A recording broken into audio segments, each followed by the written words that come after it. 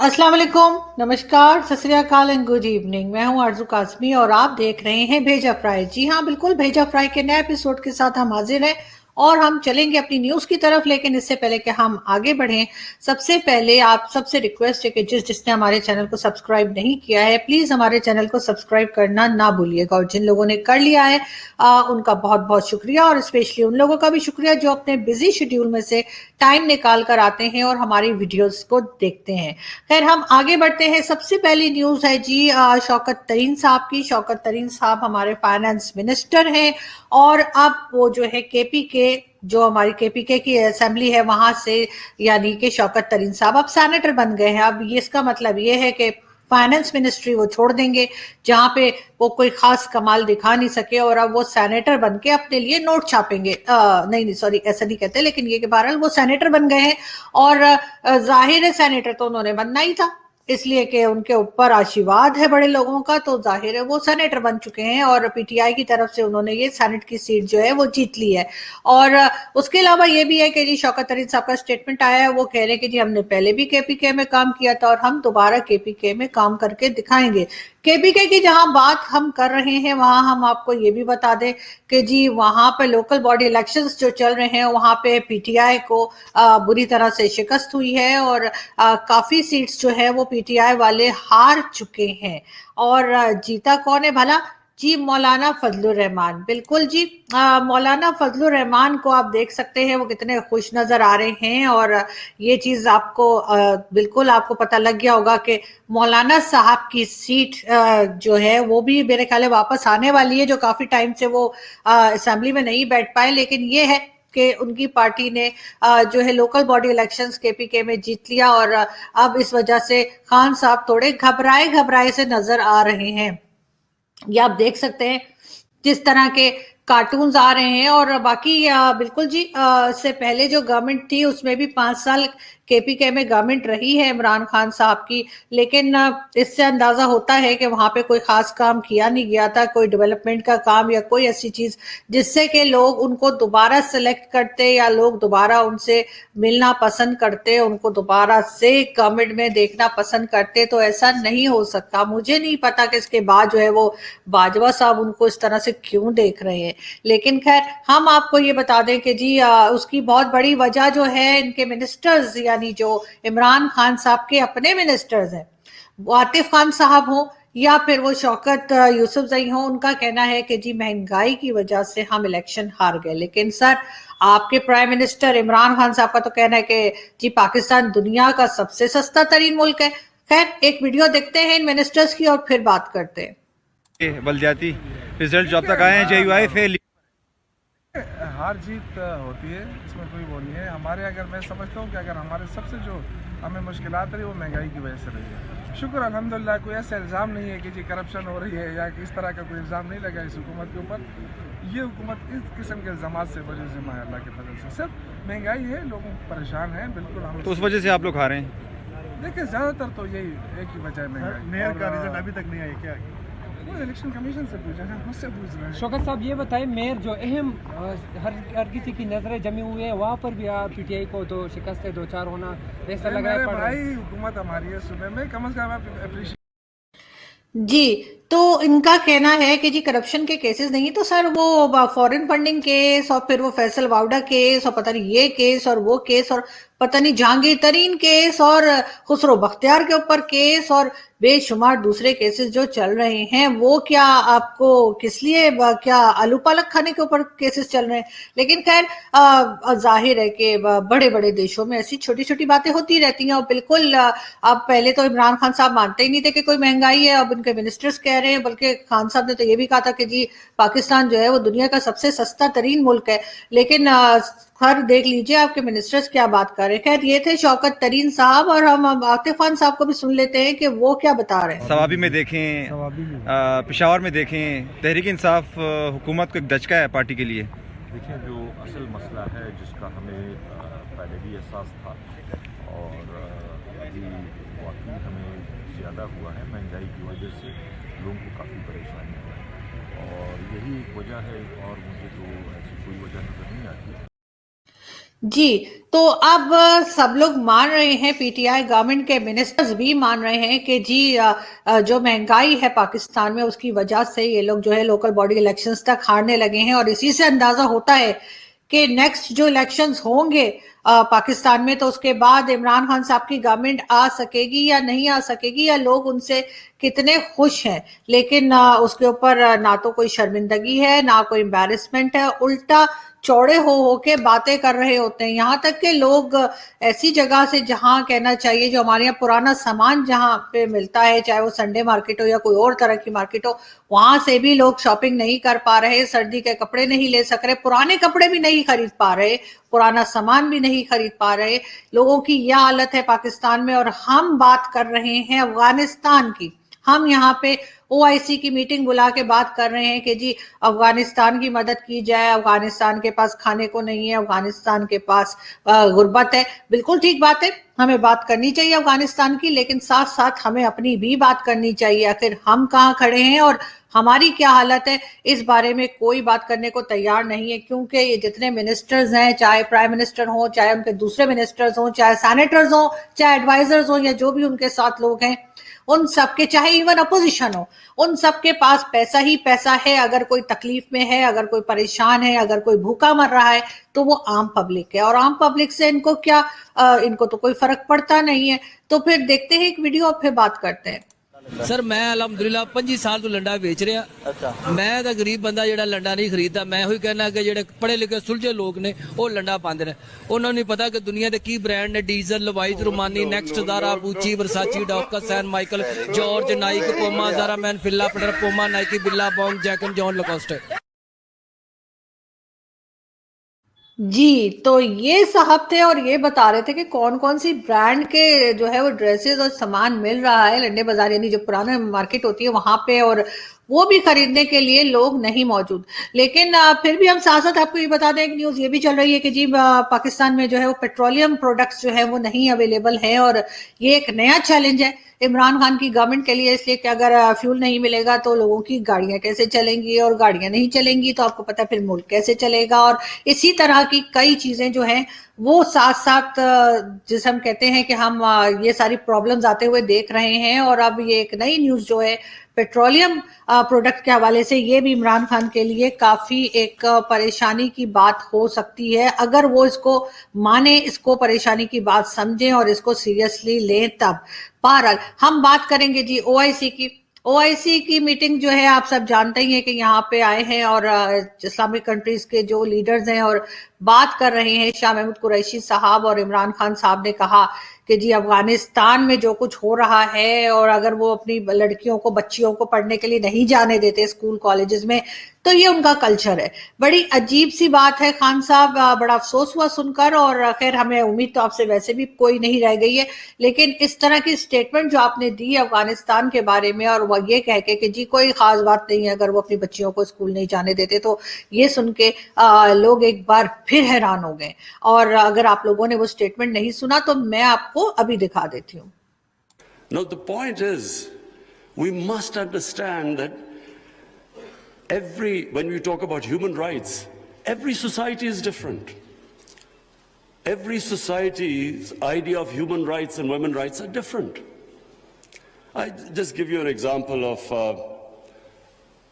the Pakhtunkhwa province, which borders Afghanistan, because the culture is similar, because Taliban is basically predominantly a Pashtun movement, and there are more Pashtuns on our side of the border. Now, the city culture is completely different with the rural culture. Culture in Kabul was always different to rural areas.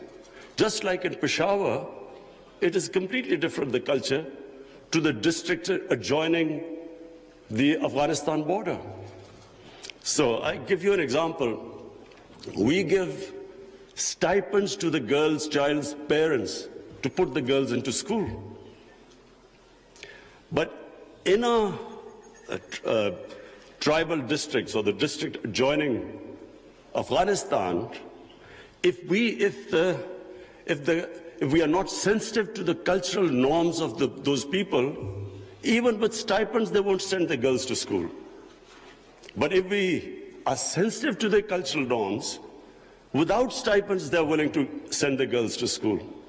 So this sensitivity, I'm afraid, when we are talking about human rights and women's rights, we have to be sensitive about this.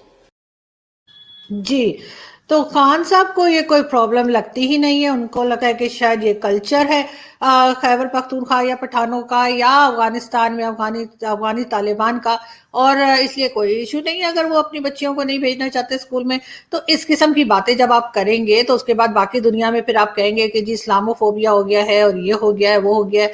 तो बिल्कुल इस तरह की statement Khan साहब की तरफ से आती रहती है और ये हमें सिर्फ और सिर्फ एम्बैरेस करती है, इससे हमें फायदा कोई नहीं होता। पाकिस्तान की इकोनॉमी किस तरह से ऑलमोस्ट एक तरह से बिल्कुल सभी कह चुके हैं कि जी दिवालिया हो गया है, कभी कोई कहता है कि जी कंगाल हो गए हैं, चाहे वो हमारे शब्बर जैदी साहब हो या कोई हो। लेकिन ये कि शब्बर जैदी साहब का भी एक क्लिप मैंने देखा।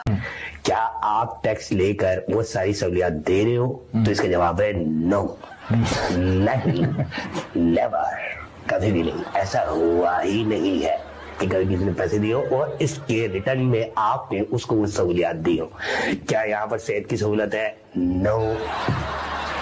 क्या यहाँ पर आपको अच्छी और साफ सुथरे पार्क मिल सकते हैं? तो आपको जवाब मिलेगा नो, नहीं मिल सकते, है ही नहीं। क्या सड़कें ठीक है? नो। सर आपको क्या हो गया? क्या यहाँ अस्पताल है? नो। सर आप किस किस्म की बातें कर रहे हो? मुझे गुस्से आयु जी खैर ये किसी ने पैरोडी बनाई थी और बड़ी इंटरेस्टिंग सी थी, तो मैंने सोचा मैं आप लोगों को भी दिखाऊं। वैसे तो खैर ये सोशल मीडिया पे बड़ी वायरल हुई हुई है, आप देख सकते हैं, लेकिन बहरहाल बातें वो सच्ची ही कर रहे थे कि लोग अगर टैक्स देते हैं तो उन्हें को जो है सहूलियात या चीजें की जो सहूलियात होती हैं वो भी दी जाती हैं, फैसिलिटीज भी दी जाती हैं, चाहे वो हेल्थ हो, एजुकेशन हो या कुछ भी ले ले। लेकिन ऐसा नहीं है, ना उन्हें जॉब मिलती है, ना हेल्थ और ना ही एजुकेशन। तो फिर लोग इस वजह से टैक्स देने से बचते हैं और कहते हैं कि जी अगर हमने सब कुछ अपनी जेब से ही करना है, सब कुछ हमने प्राइवेटली ही करना है, गवर्नमेंट हमें कुछ भी प्रोवाइड नहीं कर रही, तो फिर हम टैक्स किस बात का दें। बिल्कुल जी, अफगानिस्तान के लिए ट्रस्ट फंड जो है वो कायम कर दिया गया है, वो बना दिया गया है, ये कहना है जी हमारे फॉरेन मिनिस्टर शाह महमूद कुरैशी साहब का। और ये तुम लोगों ने शाह साहब की पिक्चर हटाई नहीं, शाह साहब की कोई दूसरी पिक्चर दो ना मुझे। हाँ तो जी सॉरी, ये भी नहीं, ये फंड नहीं ले रहे शाह साहब, ये अपने कहीं वो उन्होंने जो अपना एक बना रखा है ना, वो आप समझते हैं दरगाह या वो क्या बोलते हैं उसको, मदरसा टाइप का। खैर दूसरी अच्छी वाली पिक्चर में दिखाती हूँ, देखिए कितने हैंडसम लग रहे हैं शाह साहब।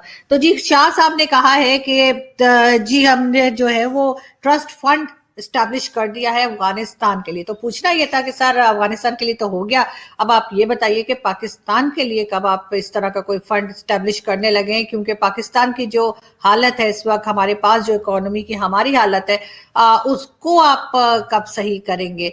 और साथ साथ जी बिल्कुल खान साहब जो है वो आप देख सकते हैं सर्दियां मना रहे हैं और हर तरफ से यही बात कर रहे हैं कि जी हमने ओआईसी की मीटिंग बुलाकर कोई बहुत बड़ा तीर मारा है। तीर तो सर उस वक्त आप कह सकते हैं कि आप मारेंगे जबकि आप काम करें और पाकिस्तान की इकोनॉमी को ठीक कर दीजिए, बाकी चीजें छोड़िए, कश्मीर भी मिल जाएगा, फलस्तीन भी आजाद हो जाएगा और बड़ा कुछ हो जाएगा दुनिया में।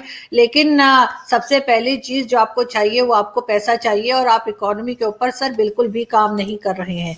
साथ साथ जी इमरान खान साहब का ये भी कहना है हम हर फोरम के ऊपर जाकर फलस्तीन और कश्मीर के लिए आवाज उठाएंगे, और ओआईसी के लिए भी उन्होंने कहा है कि वो चाहता हूं कि ओआईसी वाले जो है फलस्तीन और उसके अलावा अफगानिस्तान के लिए जो है वो आवाज उठाएं, उनकी मदद करें और उनके लिए बात करें। लेकिन सर मुझे पूछना था कि आप बलूचिस्तान के लिए कब आवाज उठा रहे हैं? बलूचिस्तान में मिसिंग पर्सन्स के लिए कब आवाज उठा रहे हैं? सिंध के लिए कब आवाज उठा रहे हैं? सिंध में जो लोग परेशान हैं उनके लिए कब आवाज उठा रहे हैं? कब आप सिंध जाएंगे और कब आप बलूचिस्तान जाएंगे? मैंने तो अभी तक आपको देखा नहीं कि आप जो है बड़ी खुशी खुशी कभी बलूचिस्तान गए हो या आपने वहां का विजिट किया हो। हाँ, सी पैक का आप नाम लेते हैं, लेकिन सी पैक क्योंकि बलूचिस्तान में ही बन रहा था, अब ये भी वही था ये वो वाला था नहीं है, मैं आपको वो बता रही हूँ, था समझ गए ना आप लोग? तो बिल्कुल ये जो था तो सर अब हम मतलब हम क्या करेंगे आप बताइए। भुट्टो साहब ने कहा था कि जी हम घास खाएंगे लेकिन हम एटम बम बनाएंगे, तो अल्हम्दुलिल्लाह आज हम घास खा रहे हैं और हमारे पास एटम बम है, और अब हमारे हालात कुछ इस तरह के नजर आ रहे हैं कि दुनिया ये कह रही है कि ऐसा ना हो कि पाकिस्तान के पास कुछ भी ना रहे और पाकिस्तान आखिर में अपना एटम बम जो है वो बेचने के लिए चल पड़े, अपने न्यूक्लियर एसेट्स ही रह जाए और वो कहेंगे चलो न्यूक्लियर एसिड भी किसी को पकड़ा देते हैं और कहीं से कुछ डॉलर पकड़ लेते हैं। तो ऐसा ना हो सर कि एक दिन आप हमें ऐसा करते हुए नजर आए कि आप बैठे बम ले लो बम ले लो बम ले लो बम ले लो, तो ये ना हो रहा। सॉरी ये हम एडिट कर देंगे, ऐसे नहीं बोलते ना। तो मैं ये कह रही थी कि फिर न्यूक्लियर एसिड्स ही रह जाएंगे सर, जिसको कि जिसके कि आप पहले भी हमारे यहाँ कई बार जो है वो शोर मच चुका है कि हम उसका जो फॉर्मूला है वो इधर उधर कंट्रीज को आप जानते हैं ना कि बैकडोर डिप्लोमेसी नहीं, उसको बैकडोर डिप्लोमेसी तो नहीं कहते ना, उसको चोरी भी नहीं कहते, उसको पता नहीं क्या कहते हैं जी, कुछ ना कुछ तो कहते ही होंगे, लेकिन खैर वो जो चुपके से दे देते हैं ना ऐसे करके वो वाला, तो ऐसा काम ना हो। तो इसलिए सर बेहतर है कि न्यूक्लियर एसिड्स को अगर आप चाहते हैं कि आपके पास ही रहें और हिफाजत से रहें, और बाकी घास तो हम खा ही रहे इसलिए कि आते के साथ ही आपने जो कहा था कि जी मैं दरख्त लगाऊंगा, तो बहुत सारे कितने आपने बिलियन ट्रिलियन मिलियन कितने दरख्त आपने लगाने की बात की थी, मुझे तो उसी वक्त पता लग गया था। मैंने कहा बस जी खान साहब ने सोचा है कि अब मेरी हुकूमत में लोगों को जो है घास ही खानी पड़ेगी, तो इसलिए मैं पहले दरख्त लगा दूं, कुछ पत्ते उत्ते खा के गुजारा कर लेंगे। खैर हम आगे बढ़ते हैं और हम आपको एक मौलाना साहब की वीडियो दिखाते हैं। बैठ के तकरीर फरमाते थे और मिस्र वाले मिस्र में बैठ के सुनते थे।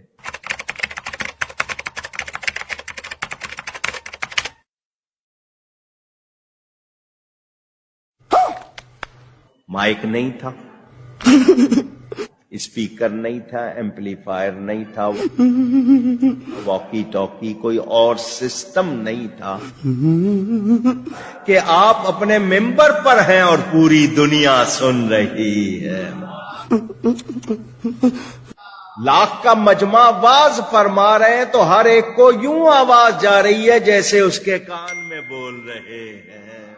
कैसा लगा जी देखा, ये मौलवी साहब थे, और अगर ऐसे ही सब कुछ चल रहा है तो बिल्कुल अभी भी मेरा ख्याल है इसी तरह चल रहा होगा आज के जमाने में भी, तो फिर होना ये चाहिए कि तमाम मस्जिदों से जो है वो लाउड स्पीकर फौरी तौर पर निकाल लीजिए और बस मौलाना साहब जो है वो अपना गले का जो है वो इस्तेमाल करें और चढ़ जाएं जी छत के ऊपर और वहां से अजान भी दें और बाकी के भाषण भी वहीं से करें और बस लाउड स्पीकर बंद कर दें।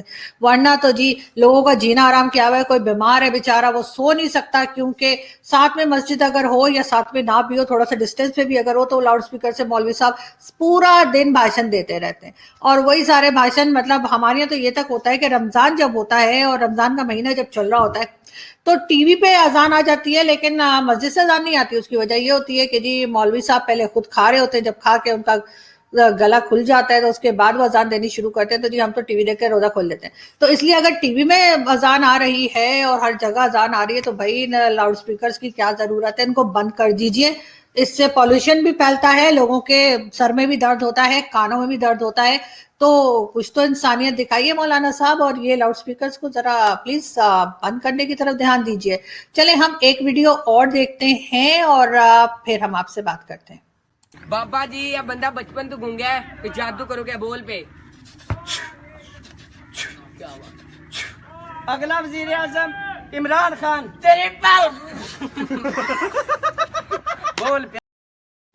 जी और अब यही वक्त आने वाला है कि अगर इमरान खान की गवर्नमेंट इसी तरीके से काम करती रही, जो कि लग रहा है इसी तरह से काम करती रहेगी, तो फिर बड़ी जल्दी ही लोगों की यही हालत हो जाएगी जो ये बाबा जी के पास गए थे और इनकी आवाज ही निकल रही थी और खान साहब का नाम सुनते ही इतने जोर जोर से वो चिल्लाना शुरू हो गए। लेकिन जी बिल्कुल खान साहब जो है जब गवर्नमेंट में नहीं थे तब जिस तरह की बातें किया करते थे और अब जिस तरह की बातें करते हैं वो सबके सामने है। साथ साथ हम ये भी बता दें आपको कि जी अभी रिसेंटली बाजवा साहब ने भी एक स्टेटमेंट दिया है और मैं बाजवा साहब का स्टेटमेंट ढूंढ ही रही हूँ कि मुझे मिल जाए कि बाजवा साहब भी आजकल कुछ अजीब बहकी सी बातें करने लगे। लेकिन खैर सबसे पहले जो है वो ये देख लीजिए, ये जो कार्टून्स आए थे और मेरे ख्याल है कि ये शायद किसी हद तक सही ही थे क्योंकि हम OIC बुलाकर कुछ इसी तरह का काम करने की कोशिश कर रहे हैं। साथ साथ जी शिबली फराज साहब की गाड़ी के ऊपर हमला हुआ, केपीके में वो वोट डालने के लिए गए थे कि पता नहीं घूमने के लिए गए थे, क्यों गए थे खुदा जाने। तो पहले कहा गया जी फायरिंग हुई है, फिर कहा गया नहीं जी फायरिंग नहीं हुई है, बल्कि किसी ने पत्थर फेंके हैं उनकी गाड़ी पे। तो जी अगर ये नौबत आ गई है कि आप जो है वो गवर्नमेंट में मिनिस्टर की सीट पे बैठे हैं और आपकी गाड़ी के ऊपर पब्लिक पत्थर मार रही है, तो कुछ तो सर गड़बड़ होगी ना। कुछ तो मान जाइए कि आपने गवर्नमेंट ठीक नहीं चलाई और आपने लोगों को परेशान किया है, और अब पब्लिक इस हाल पे आ गई है कि वो आपकी गाड़ी देखकर आपकी गाड़ी पे पत्थर मारना शुरू कर दे। बिल्कुल जी, बाजवा साहब की स्टेटमेंट मुझे मिली गई आखिरकार। बाजवा साहब का कहना है कि जी फोर्सेस की कोशिशों से मुल्क में जो है वो सोशल यानी समाजी और इक्तिसादी तरक्की यानी कि इकोनॉमी जो है उसकी तरक्की मुमकिन हुई है। अब ये पूछना ये था कि जी बाजवा साहब, ये अब आप क्या हो गया कि आप भी खान साहब की तरह कुछ मतलब समझ जाइए ना मैं क्या कहना चाह रही हूँ। मैं पूरा नहीं बोल सकती ना, आप बड़े मुझे अच्छा नहीं लगता आपको कहते हुए, लेकिन सर प्लीज इस तरह की चीजें ना इस्तेमाल किया कर, इससे सेहत बहुत खराब होती है। इसी वजह से इस तरह के बहके बहके स्टेटमेंट देते हैं आप लोग। और ये आप मुझे बता दीजिए कि ये आपका काम नहीं है। पहली बात तो ये कि आप लोगों ने इकोनॉमी ना तो ठीक की है और ना ही कोई और चीज मुल्क की ठीक की है, और दूसरा ये कि ये आपका काम ही नहीं है। तो जब आपका काम ही नहीं है तो जाहिर आपने नहीं किया। हाँ, अगर आप अपने लोगों की कह रहे हो जैसे आसिम सलीम बाजवा और दूसरे जो आपके रिटायर्ड जनरल जिनके किसी का कॉर्नर का प्लॉट होता है तो किसी का जो है वो आइलैंड होता है, वो क्यानी साहब का नहीं आइलैंड वो ऑस्ट्रेलिया में, बिल्कुल बिल्कुल। तो इसी तरह के किसी का लंदन में फ्लैट होता है तो किसी का कनाडा में घर है। अगर आप उन लोगों की बात कर रहे हैं कि उनकी इकोनॉमी ठीक हो गई है तो सर वो तो हो ही गई है, वो तो सारी दुनिया को पता लग गया। अब तो बच्चे को पता लग गया सर, छोटे छोटे बच्चे भी अब कह देते हैं। तो इसलिए इस तरह की सर बातें ना किया करें।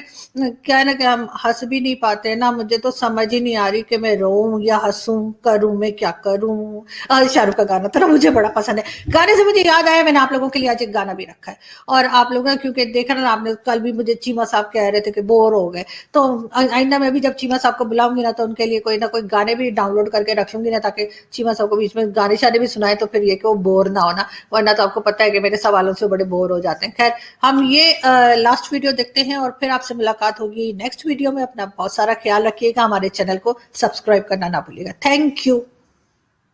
जीने के लिए सोचा ही नहीं, दर्द संभालने होंगे। मुस्कुराए तो मुस्कुराने के कर्ज उतारने होंगे। हो मुस्कुराऊं कभी तो लगता है जैसे होठों पे कर्ज रखा है।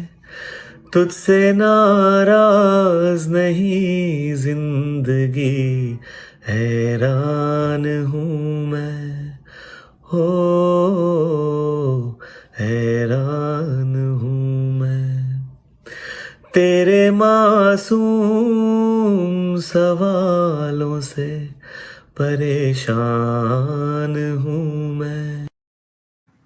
जी, ये थे जगल हंसराज और ये अपनी ही मूवी का गाना गा रहे थे। मासूम फिल्म थी और उसमें ये इतने से थे। और अब देखें माशाल्लाह कितना जबरदस्त गा रहे थे, और ये गाना भी वाकई में बहुत खूबसूरत है और कभी भी पुराना नहीं लगता। अपना बहुत सारा ख्याल रखिएगा और हम आपसे मिलेंगे नेक्स्ट वीडियो में। Thank you.